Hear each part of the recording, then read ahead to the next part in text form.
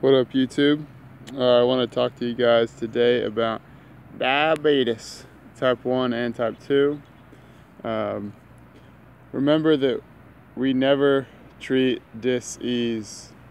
We look at the body holistically and we focus on illness.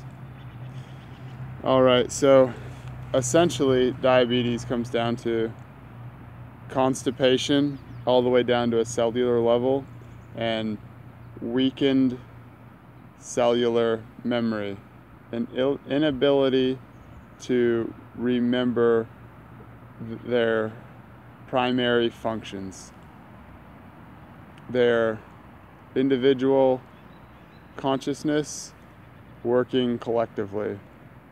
All right, so type 1 and type 2 are essentially the same thing. Remember, you are your ancestors. So this physical vessel is like the torch being passed on in the race. They have dropped the baton. So a type 1 will be called insulin dependent, whereas type 2 is resistant. So with type 1, their pancreas no longer even produces the insulin to carry the more complex sugars into the cells through the bloodstream. This is pretty much to the point where the pancreas's cells are constipated and can no longer remember what to do. They're weak genetics, weak cellular memory. Type 2 is getting there. The pancreas is probably not producing insulin to the degree that it should.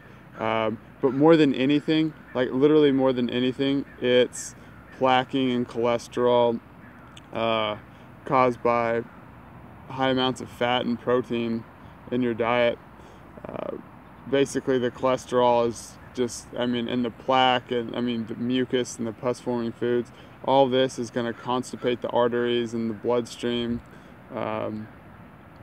to where the sugar is not able to enter into the cells or be carried out to whatever area that it needs to be delivered to. There's just too much waste, too much garbage to sift through. Fats and sugars do not mix. Fats will counter the sugars to where they'll no longer be able to be utilized, which will cause the sugars to flow through the bloodstream. This will raise your blood, or your blood sugar levels, and so they're just like floating in there, and there's just nowhere to go. It's like somebody threw the key away to your door, and you can no longer get in. And another thing too, a lot of people just focus on the pancreas itself as the issue, when every single organ, gland in your body is working holistically for whatever processes are going on in the body. For example, the pancreas will secrete digestive fluids and produce insulin for glucose or sugars. The liver, the gallbladder, creates bile for digestion as well. So all of these processes that are going into digestion are vital to processing sugar, or whatever, amino acids, fatty acids. Your adrenals produce neurotransmitters which affect the digestion within the pancreas.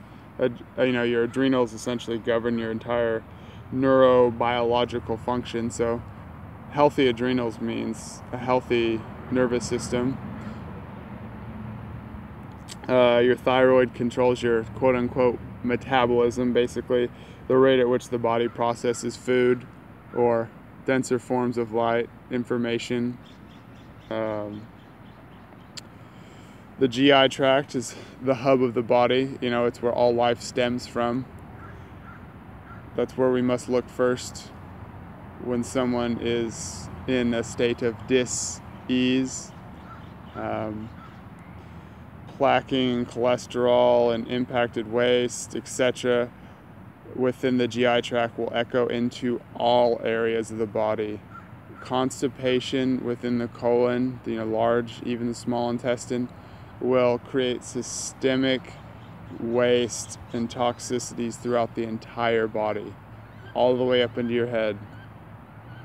All right. So yeah, and another thing too, fructose doesn't use insulin to move through the cell wall. It uses what's called diffusion rather than active transport. So simple sugars will be able to move through the body and be utilized without the pancreas needing to secrete insulin to carry it. And another thing too, when these organs become weak and constipated and can no longer carry out their functions, they're most likely going to be infiltrated by parasites such as flukes and other microorganisms, because parasites are just doing their job. They're really just trying to break down the waste, and when your organs or glands, wherever, is just constipated, the parasites are going to infiltrate. They're going to enter and they're going to try to break it down. Some simple sugars might be fructose or glucose. Glucose isn't the simplest form, but these essentially take less work for the body to process, less nerve energy, less pancreatic energy, less digestive energy, less insulin, whereas the more complex sugars, which you'd find in like breads, pastas, cakes, other refined carbs, maltose, dextrose, which require more work, more nerve energy, I should say, higher amounts of insulin to be used as a transport or carrier. All right, and pretty much, I shouldn't say all, I would say about 90% of diabetics are obese, because sugar is not the issue with diabetes. It is the fats, it is the proteins. And a lot of the time, people think they're eating like a high carbohydrate diet, but they don't look at the saturated fats. If you look at, say, corn chips, which you would think were a high carb type of food product, they're half saturated with fat. Like half of the calories are coming from saturated, not saturated fat, refined oils, refined fats, which are just free fats that are oxidized, and they're rancid, heavily mucus forming, very, very toxic for the system. And these refined oils that are hidden within the high carb foods are the main culprits behind the symptom of diabetes, or the inability to utilize sugars, and then the proteins, and the animal proteins are killer. If you just stayed away from refined oils and animal products, you would not have a single worry in the world about type 2 diabetes. Type 1, with the cellular forgetfulness, lack of understanding within the cells, that's going to be a longer process. That's going to take a lot of transition, some fasting, herbs are some of my recommendations, but you'll definitely be able to get it under control. But I would definitely say type 2 diabetics, or what do they call, adult onset, which is now found in young children, which is just a total, it's horrible. It's absolutely ridiculous that we're doing these to our children. Anyways, and on another note, all diabetics will have an extremely static lymph system, generally high blood pressure. You'll notice that their blood isn't circulating very well. They'll probably have edema, or if it's really bad, they'll have edema or water retention in their feet, just because the blood isn't able to circulate back up. But yeah, I mean, those animal products and then the refined oils are just putting such a heavy load on the lymph system that it becomes stagnant, and that's our sewage system. Kidneys become blocked up. I mean, just systemic acidosis, which is the cause of so many symptoms that we label as dis-ease. I mean, I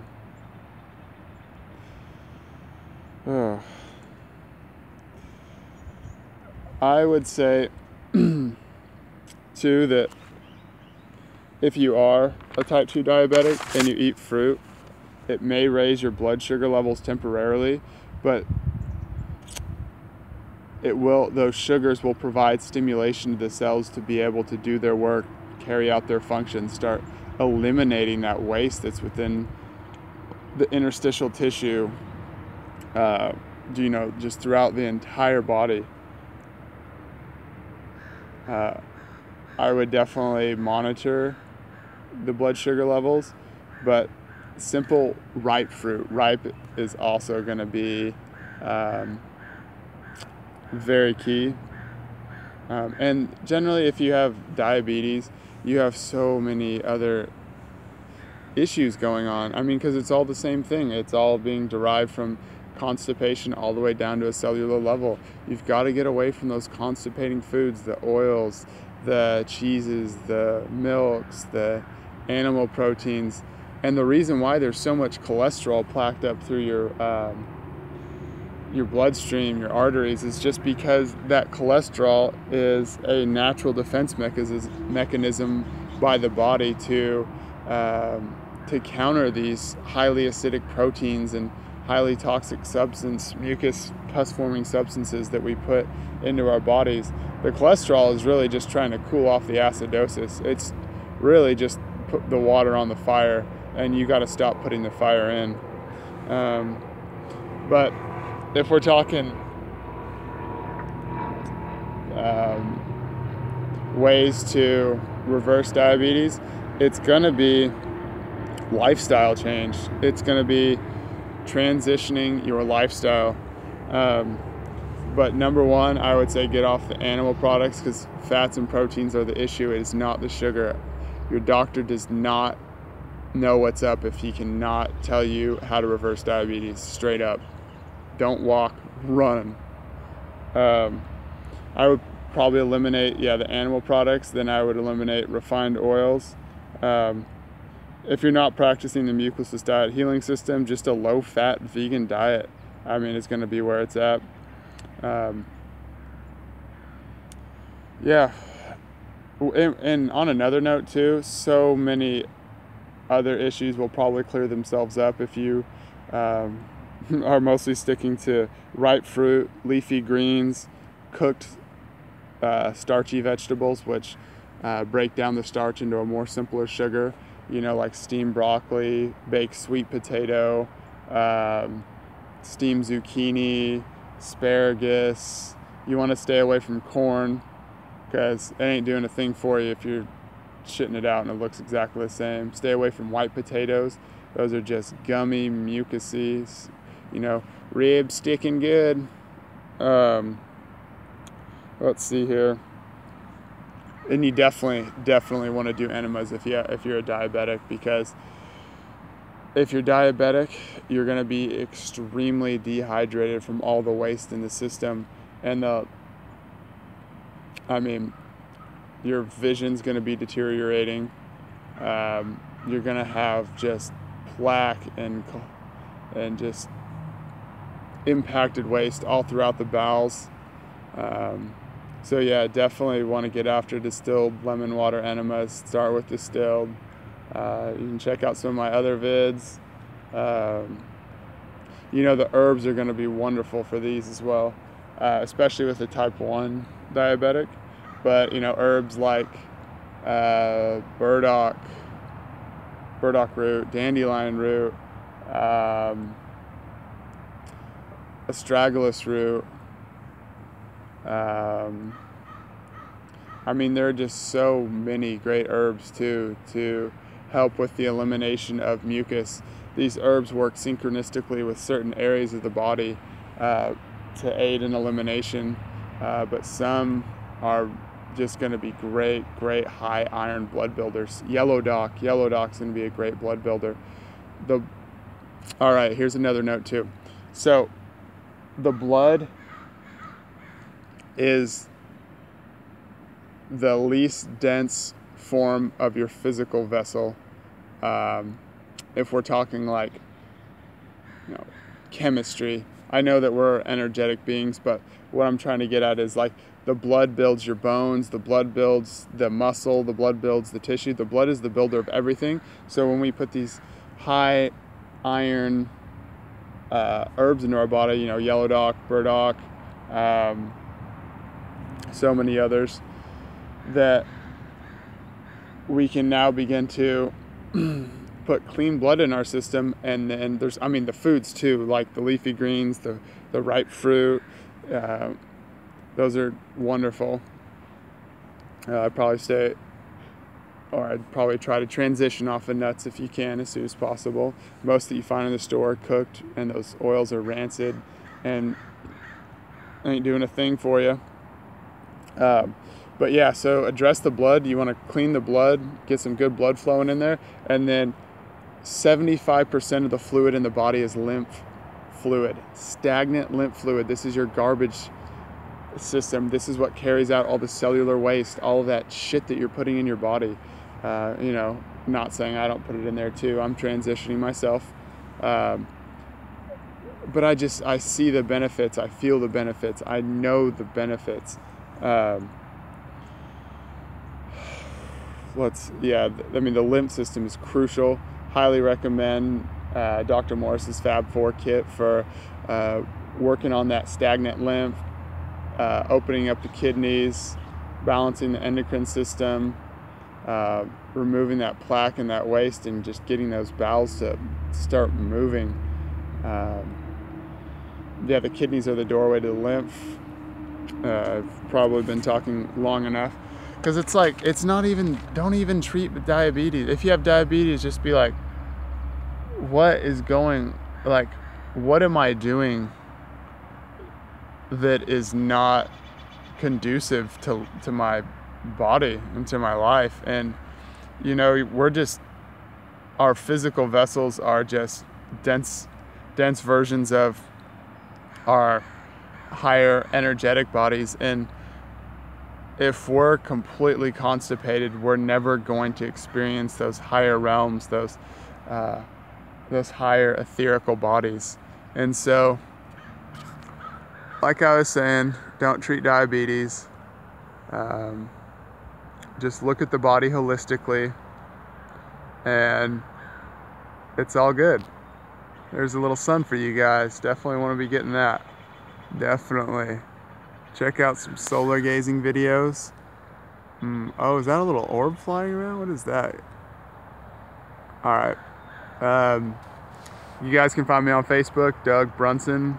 I'll also have some information posted up in the bottom. Email address dlb949@msn.com. If you want to shoot me an email. I have my Dr. Morse wholesale account going. If anybody would like to do, say, like a free exchange of information. I love talking to people. I love working with people. I love working on myself. I love getting right. And so get at me. Take care, guys.